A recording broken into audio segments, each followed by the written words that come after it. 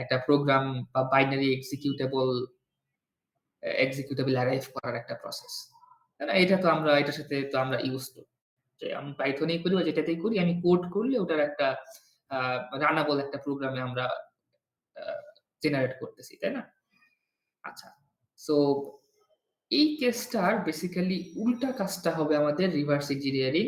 আমাদের কাছে কোড দেওয়া থাকবে না, আমরা জানবো না যে কোড কি হবে না হবে, আমরা জাস্ট জানবো যে আমাদের কাছে এই যে মানে বাইনারি ফাইল, ধরে রাখতে পারো একটা exe ফাইল আছে ফর উইন্ডোজ, লিনাক্স এর জন্য আমরা ওটাকে একটা ELF ফাইল বলি। সো সবগুলো আসলে কমনলি আমরা বাইনারি ফাইল হিসেবে বলবো আর কি। সো এই বাইনারি ফাইলটা আমাদের দেওয়া থাকলে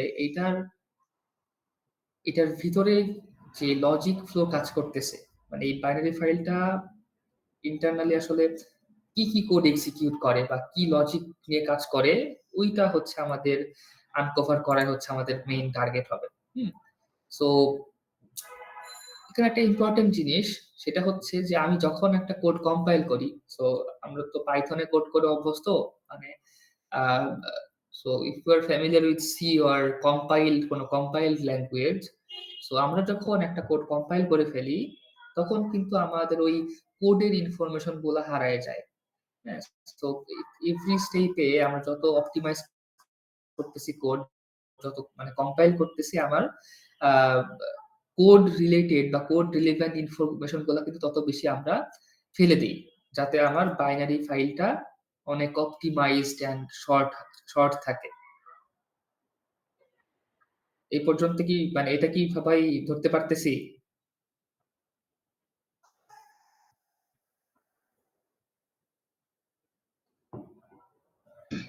জি স্যার।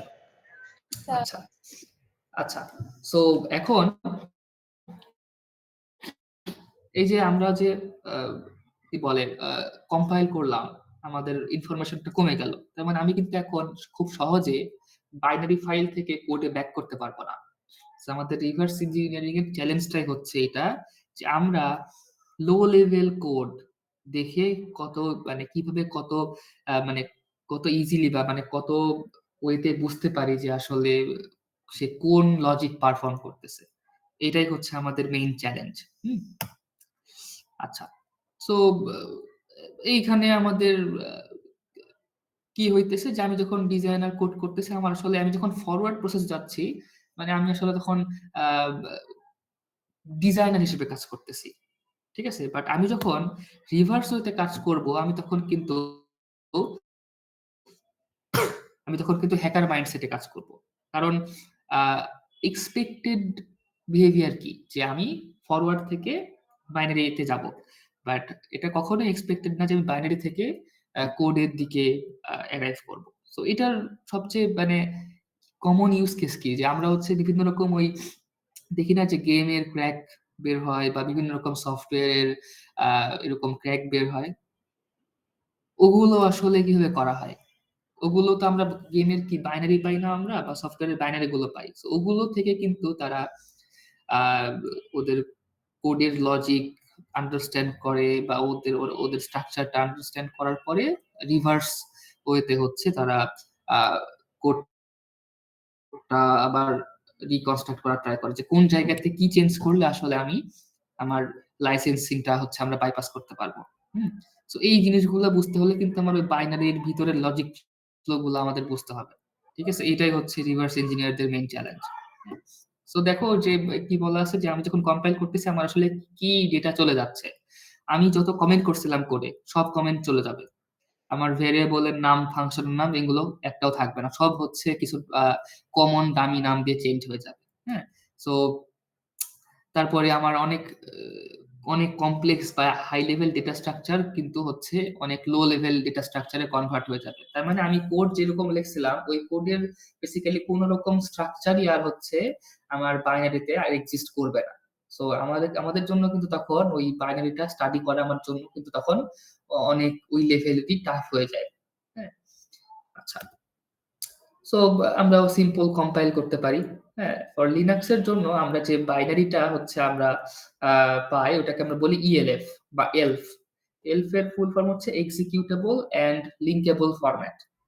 হ্যাঁ, উইন্ডোজের জন্য যেমন আমরা একটা ইএক্সি ফাইল পাই, হ্যাঁ, বা ওটাকে আমরা উইন্ডোজের জন্য ওটাকে বলি পিই ফাইল বা পোর্টেবল এক্সিকিউটেবল। লিনাক্সের জন্য ওটা হচ্ছে ইএলএফ ফাইল। হ্যাঁ, সো আমরা যখনই দেখবো ইএলএফ নামে কোনো ফাইল আছে তখন বুঝবো যে এটা লিনাক্সের জন্য একটা এক্সিকিউটেবল ফাইল বা ওটা রান করা পসিবল, হ্যাঁ, রানাবল ফাইল। আচ্ছা, আচ্ছা, এখন এই যে আমি যেটা বলতেছিলাম যে রিভার্স ইঞ্জিনিয়ারিং প্রসেসটা কি, যে আমরা বাইনারি থেকে ডিসঅ্যাসেম্বল করব। সো ডিসঅ্যাসেম্বল করা বলতে যে আমাদের যে বাইনারিটা আছে এটা তো বেসিক্যালি কি আহ, আমার পিসির হার্ডওয়্যারে রান করার জন্য হচ্ছে উপযুক্ত, রাইট? তার মানে এটা মেশিন কোডের মতো কাজ করতেছে, রাইট? সো ওখানে ওখানে অনেক কিছু জাস্ট হচ্ছে কিছু বাইটস আছে। এখন আমাদের যেটা থাকে, আমরা কি অ্যাসেম্বলি ল্যাঙ্গুয়েজের সাথে ফ্যামিলিয়ার? হালকা পাতলা ফ্যামিলিয়ার। হালকার উপর ঝাপসা স্যার। আচ্ছা, তাহলে কিন্তু প্রবলেম হবে, আমাদের কিন্তু অ্যাসেম্বলি নিয়ে অনেক কাজ করতে হবে।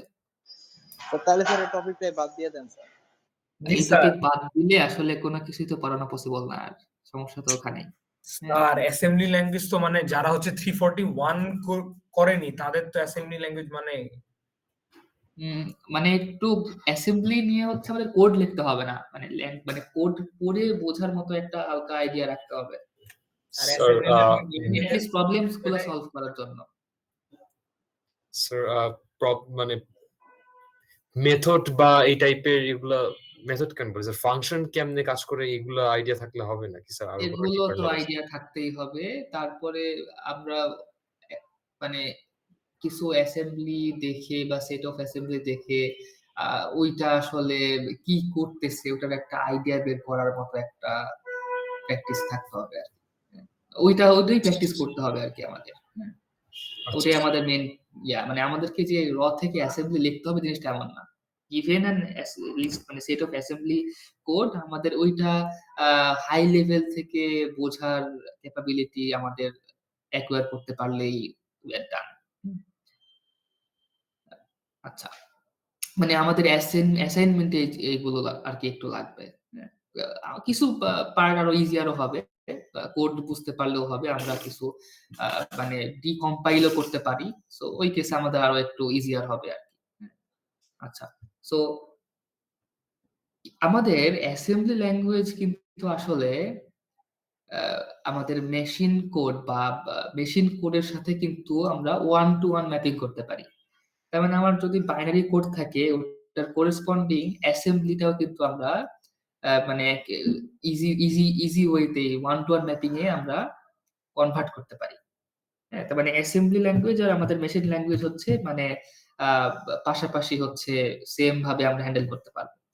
হ্যাঁ, সো আমরা ডিসঅ্যাসেম্বল করে যে কোনো বাইনারি থেকে ইজিলি অ্যাসেম্বলি ল্যাঙ্গুয়েজে কনভার্ট করতে পারি। সো আমরা যদি ইজিলি অ্যাসেম্বলি পড়তে পারি ওইটা আমাদের জন্য একটা প্লাস পয়েন্ট, বাট এটা স্টিল কিন্তু খুবই হচ্ছে একটা রিগোরাস প্রসেস, যে আসলে আমরা অ্যাসেম্বলি বড় বড় অ্যাসেম্বলি আসলে পড়ে পড়ে বোঝা ওইটার মডিফিকেশন করা ওইটা আসলে অনেক ধৈর্য এন্ড হচ্ছে কমপ্লিকেটেড ব্যাপার। তো আমরা কি করব, ওই অ্যাসেম্বলির ল্যাঙ্গুয়েজ থেকে আরো easier to read high level ল্যাঙ্গুয়েজে আমরা ট্রান্সফর্ম করতে পারি কিনা ওইটার আমরা ট্রাই করব। সো ওটাই হচ্ছে আমাদের ডিকম্পাইলেশন প্রসেস, যে আমরা ফার্স্টে কি করছিলাম, কম্পাইল করছিলাম। কম্পাইল করলে কি হইতো, মানে একটা হাই লেভেল ল্যাঙ্গুয়েজ থেকে আমরা অ্যাসেম্বলি ল্যাঙ্গুয়েজ বা বাইনারিতে কনভার্ট করতেছিলাম। বাট আমি কি করতেছি, ডিসঅ্যাসেম্বল করার পরে ডিকম্পাইল করলে আমি আসলে একটা রাফ একটা সি কোড বা একটা হাই লেভেল কোডে হচ্ছে আমরা কনভার্ট করতে পারবো। হ্যাঁ, সো এই যে ডিকম্পাইল করলে যেটা আউটপুটটা পাবো ওইটা কিন্তু ম্যাক্সিমাম সময়ে দেখবো যে আমাদের আসলে মেইন মেইন যে হচ্ছে কোড ছিল ওইটার আশেপাশেও হবে না। লজিকটা সেম থাকতে পারে, বাট ওইটার স্ট্রাকচার বা ওইটার যে আমরা যত মানে সুন্দর করে কোডটা লিখছিলাম, হুম, ওই জিনিসগুলো আর থাকবে না। কারণ আমি কিন্তু আমার কোডের মানে ওরকম যে বিউটিফিকেশনের যে জিনিসপত্রগুলো ছিল বা ইজিয়ার টু আন্ডারস্ট্যান্ডিং এর জন্য যে জিনিসগুলো আমরা রাখছিলাম ওগুলো কিন্তু সব হারাই ফেলছি আমরা। সো এগুলো যেহেতু আমরা হারাই ফেলছি ওগুলো কিন্তু আর সহজে ব্যাক পাওয়া যাবে না। হ্যাঁ, সো আমরা খুব জেনেরিক কিছু কোড পাবো যেটা হচ্ছে আমাদের কিছু ম্যানুয়াল আমাদের নিজস্ব আইডিয়া থেকে বোঝার চেষ্টা করতে হবে। তো এইখানে হচ্ছে আমাদের যে রিভার্স ইঞ্জিনিয়ারিং যে করতেছে তার হচ্ছে এখানে মেন কি বলে এটা মানে কন্ট্রিবিউশন, সে কতটা মানে কোডকে কতটা মানে আন্ডারস্ট্যান্ডেবল করতে পারছে। ঠিক আছে, সো এই প্রসেসের থ্রুতে হচ্ছে আমরা প্রগ্রেস করব। সো এইটার জন্য এইটা এন্ড এর পরের টপিকের জন্য হচ্ছে আমাদের যেটা লাগবে সেটা হচ্ছে আমাদের ফাংশনের ফাংশনের মানে ফাংশন কিভাবে কাজ করে আমার প্রোগ্রামে। আচ্ছা আচ্ছা, এইটা এইটা আমার মনে হয় একটু আর একটু লম্বা সময় নিয়ে হচ্ছে আমরা ডিসকাস করতে পারি। হ্যাঁ, যে এটা হচ্ছে এখানে একটু বোঝার এন্ড মনে রাখার ব্যাপার আছে। সো এটা আমরা করব এন্ড এরপরে হচ্ছে আমরা কিছু টুলস দেখবো এন্ড প্র্যাকটিস করব। হ্যাঁ, সো ফাংশন কিভাবে কাজ করে, আমার মেমোরি কিভাবে কাজ করে, এগুলো নিয়ে কি কেউ আইডিয়া আছে?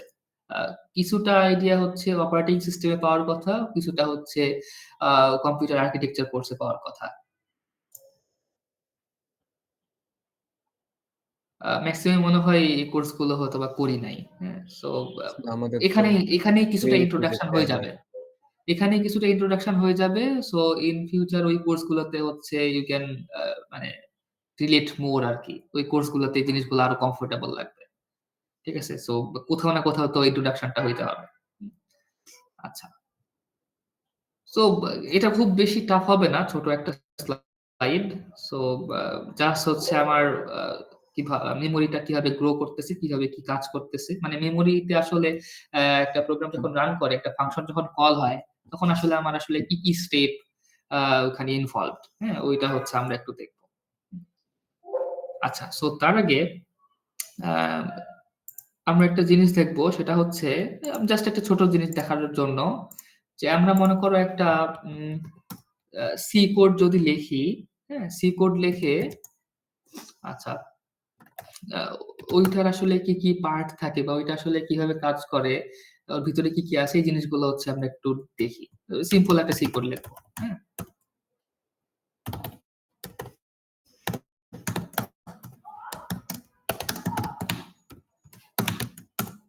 মনে করো আমি একটা হ্যালো ওয়ার্ল্ড প্রিন্ট করে এরকম একটা সি কোড লিখবো।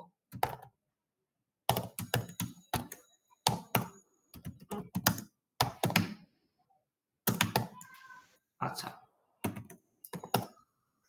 আচ্ছা, সো আচ্ছা একটু এটা একটু আলাদা ডিরেক্টরিতে নিয়ে যাই, না হলে এটা একটু খারাপ লাগতেছে, অনেকগুলো ফাইল চলে আসছে আর কি। আচ্ছা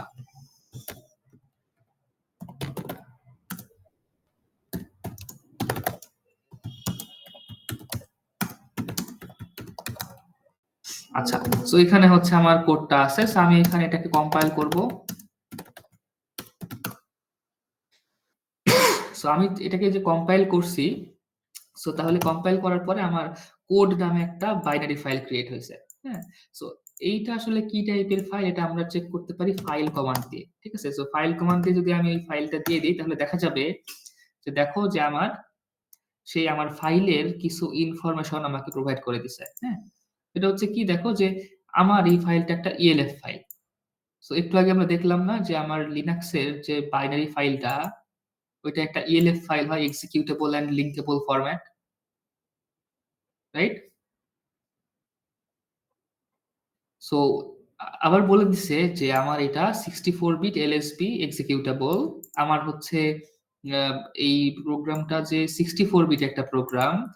হ্যাঁ, আর আমার আর্কিটেকচারটা কিসের জন্য, যে কোন প্রসেসর আর্কিটেকচারে সে কাজ করবে, সেটা হচ্ছে যে x86 64 আর্কিটেকচারে। তার মানে হচ্ছে আমার 64 বিট এই যে x86 আর্কিটেকচারের জন্য আমার এটা কাজ করবে। হ্যাঁ, এটা হচ্ছে আমার আহ, কি বলে এটা বাইনারি মানে অ্যাপ্লিকেশন বাইনারি ইন্টারফেসের ভার্সন। এটা আমাদের এখন আপাতত এটা নিয়ে মাথা ঘামানোর দরকার নাই। হ্যাঁ, তারপর এটা হচ্ছে আমাদের ডাইনামিক্যালি লিঙ্কড। হ্যাঁ, সো এই লিঙ্কিংটাও হচ্ছে মানে এই জিনিসগুলো হচ্ছে একটু ডিটেইলে আমরা প্রয়োজন হলে ডিসকাস করার প্রয়োজন হইতো, বাট আমরা আপাতত এগুলোকে ইগনোর করবো আর কি। হ্যাঁ, যে তারপরে আমরা আমাদের আসলে কোন ইন্টারপ্রেটার ইউজ করা হচ্ছে বা কোন লাইব্রেরিটা ইউজ করা হচ্ছে। অ্যান্ড এই জিনিসটা হচ্ছে আমাদের একটু ইম্পর্টেন্ট, নট স্ট্রিক্ট। এই এই ইনফরমেশনটা আমাদের ইম্পর্টেন্ট। এইটার নট স্ট্রিক্ট এর মানে হচ্ছে এই যে আমার কোডের যে বিভিন্ন রকম আমরা নাম ইউজ করছি বা বিভিন্ন রকম ইনফরমেশন আমরা ইউজ করছি, ওগুলো আসলে এই বাইনারিতে আমরা ফেলে দেই নাই। বাইনারিতে স্টিল ইনট্যাক্ট আছে। যদি আমরা স্ট্রিপ করে ফেলতাম, তখন আসলে আমার কোডের কোনো ভেরিয়েবল নেম বা ফাংশন নেম কোনো কিছুই আর ইনট্যাক্ট থাকতো না। সব আমরা মানে সবগুলো হারায় যেত। আমরা ওটা রিকভার করতে পারতাম না। আচ্ছা, কেউ কিছু বলছো? আচ্ছা। সো সো আমরা যদি কোনো বাইনারি পাই, হ্যাঁ? যেটায় যদি এরকম দেখি যে আসলে ফাইল কমান্ড রান করার পরে শুধু স্ক্রিপ্ট লেখা আছে, তো বেশি ডিফিকাল্ট হয়ে যায়। হ্যাঁ? তখন আসলে আ ফাংশনের নামগুলোও আমাদের আর থাকবে না ওখানে। হ্যাঁ? তখন খুব ওটা তখন রিভার্স করা আসলে একটা difficult process. But normal not strip বাইনারির জন্য যেহেতু ফাংশন নামগুলো আছে, সো আমরা কিছু কমন স্টেপ ফলো করে অনেকটা কাজে প্রোগ্রেস করতে পারবো। আচ্ছা। সো এরপরে আমরা হচ্ছে যেটা দেখতে পারি যে এই প্রোগ্রামের এই যে বাইনারি যে প্রোগ্রামটা আছে, হ্যাঁ? এর আসলে একটা হেডার থাকবে, হ্যাঁ? এই ফাইলটার শুরুতে একটা হেডার থাকবে যেটা হচ্ছে ওই ফাইল সম্পর্কে কিছু ইনফরমেশন দিবে। সো ওইটা আমরা দেখতে পারবো readelf নামে একটা প্রোগ্রাম আছে। ওটাতে যদি আমরা হেডার ট্যাগ ইউজ করি, তারপরে যদি আমরা কি বলে প্রোগ্রামের নামটা দিয়ে দিই, তাহলে ও দেখাই দিবে যে আসলে আ আমার ওই হেডারে আসলে কি আছে, কোনটার মিনিংটা কি। মানে আমরা সামারি যেটা দেখতে পারতেছিলাম, ওটা হচ্ছে একটু মোটামুটি একটু ডিটেইলে অনেকটা দেখতে পারতেছি আরকি। হ্যাঁ? এই হচ্ছে আমাদের আপাতত হচ্ছে বাইনারি ফাইল সম্পর্কে একটা আইডিয়া জানা। হুম। এরপরে হচ্ছে আমরা আস্তে, আস্তে দেখবো যে আসলে বাইনারি ফাইলে কি কম্পোনেন্ট আছে অ্যান্ড একটা প্রোগ্রাম ফাংশন রান করলে আসলে কি হয়। এগুলো হচ্ছে আ দেখার পর আমরা ২ টাইপের টেকনিক দেখবো। স্ট্যাটিক আর ডাইনামিক। যে ২ টা টাইপে আসলে আমরা কিভাবে প্রোগ্রামের লজিক নিয়ে আসলে কাজ করতে পারি আসলে। হ্যাঁ? তো আমরা হচ্ছে তাহলে নেক্সট ক্লাসে হচ্ছে আ ফাংশনের আ ফাংশন কিভাবে কাজ করে, ফাংশনের মেমরি কিভাবে কাজ করে ওইটা নিয়ে একটু আইডিয়া নিবো আরকি। তারপরে হচ্ছে আমরা আ মেইন যে আ রিভার্স ইঞ্জিনিয়ারিং যে মেইন প্রসেস যে বিভিন্ন টুল ইউজ করে কি কাজ করা যায় ওইটাতে চলে যাবো। ঠিক আছে? সো কারো কোনো প্রবলেম আছে এই পর্যন্ত? না হলে হচ্ছে আমরা শেষ করে দিতে পারি।